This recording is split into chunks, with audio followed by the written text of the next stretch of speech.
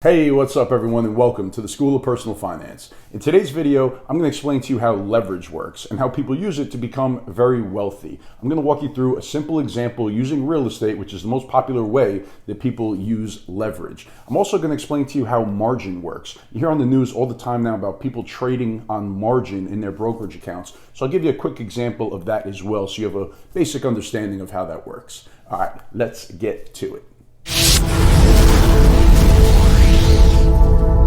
All right, so simply put, leverage is when you borrow money to buy an asset. Now, it could be an individual, it could be a business. Like if you have a business and you want to buy a machine and you don't want to raise equity or you don't want to use the capital that you have on hand, you could use leverage. You could put down a percentage of it and borrow the rest from the bank in order to buy that machine if you figure that your rate of return is going to be better by doing it that way. In your personal life, when you buy a home, most people cannot stroke a big fat check to purchase a home, so they get a mortgage. That is a form of leverage. Maybe you put 20% down and the other 80% you are using the bank's money. So now when you hear terms thrown out like OPM, other people's money, that is leverage that they are talking about. And the most common form of this is investing in real estate, but it could really be applied to many different aspects.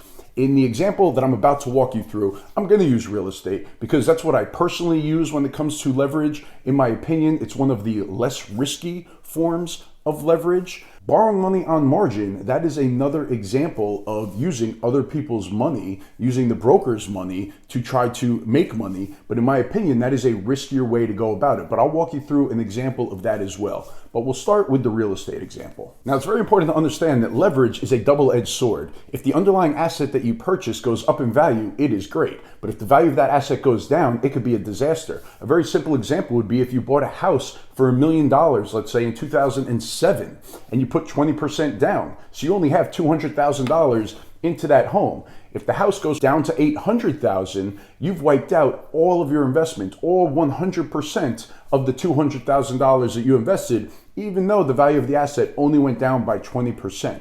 So that is the use of leverage and how it could really wipe you out. What if it goes down 40%? Then you'd be left underwater in a very, terrible situation, which did happen during that housing crash in 2008 and 2009. But now on the flip side, if you bought that same $1 million house a couple of years ago and you put $200,000 as a down payment, and now the house is worth $1.2 million, you just doubled your initial investment, right? You put $200,000 in and you have a $200,000 gain in a couple of years. That's how leverage could really accelerate the gains in an investment if the value of the asset goes up. So what I'm going to do now is show you how people get rich using leverage. And I'm going to show you through an example of buying single family homes. Now, the reason why I like real estate is because it's not that volatile. Using leverage works better on an asset that is not going to be crazy volatile where you could really get burned. Real estate, yes, 2008, 2009, it was pretty volatile, and those were a few bad years to be over-levered.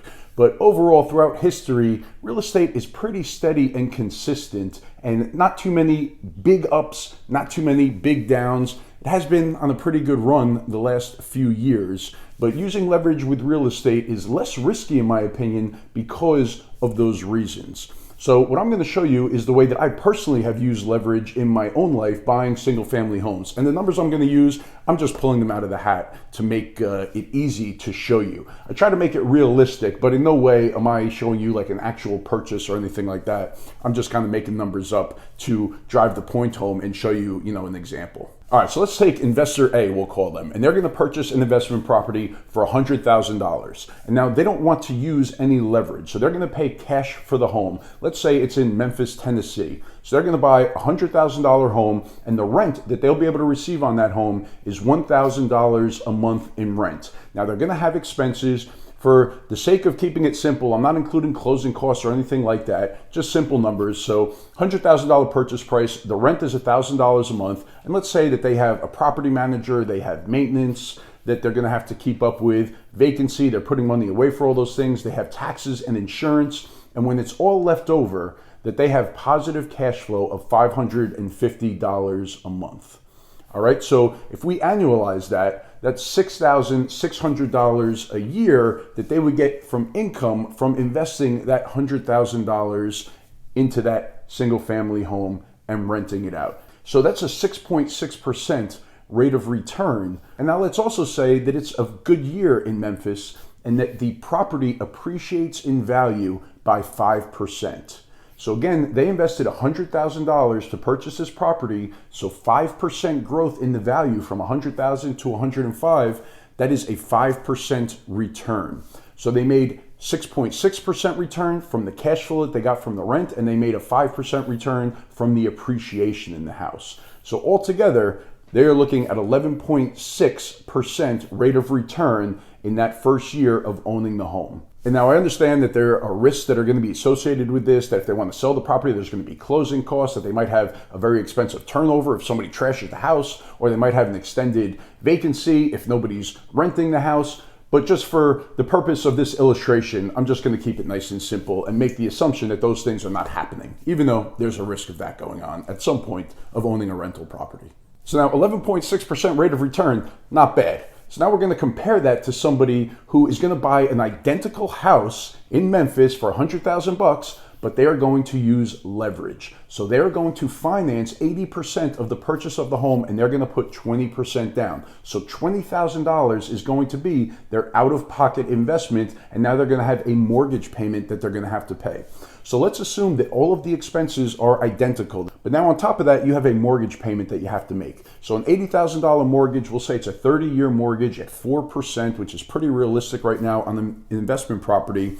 That would cost $382 per month. So after all of the expenses, they have this $1,000 rent coming in, they would be left over with $168 of positive cash flow per month. So over 12 months, we annualize it, that would be $2,016 of money in their pocket at the end of the year in positive cash flow.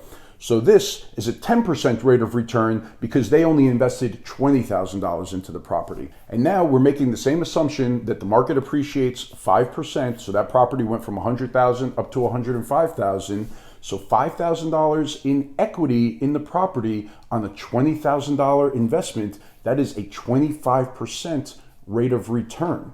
So now we add those two together, and after 1 year, the rate of return on this property would be a 35% rate of return compared to 11.6% without using leverage. So there is a big difference in the rate of return by using leverage. And now if investor B also has that same $100,000 to invest, using leverage, they would be able to buy 5 houses. So instead of $2,000 a year in cash flow, they'd be able to have $10,000 a year. And instead of $5,000 of appreciation, it would be $25,000 of appreciation. So on their $100,000 investment, they would have a total return of $35,000 compared to $11,600 for investor A who is not using leverage. Now in this example, if the value of the property goes down, then obviously investor B, the one that used leverage, they're going to have a bigger loss on the property because it's magnified, because they only put 20% down, they borrowed the other 80%. So that loss will hit them much harder. So there is no doubt the more leverage you have in an investment, the riskier it is to you.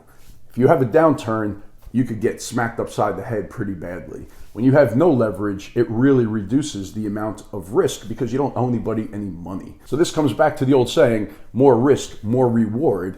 If you use leverage, there's definitely more risk involved, but you do have the opportunity to have a potentially higher rate of return on your investment. All right, so now let's go to margin, and I'll quickly give you a simple example to show you how margin works. But all margin is when you borrow money from your broker to buy securities. So you hear it in the news with GameStop and everything that's been going on, that people are on margin and that their accounts are getting blown up because of the volatility in these stocks.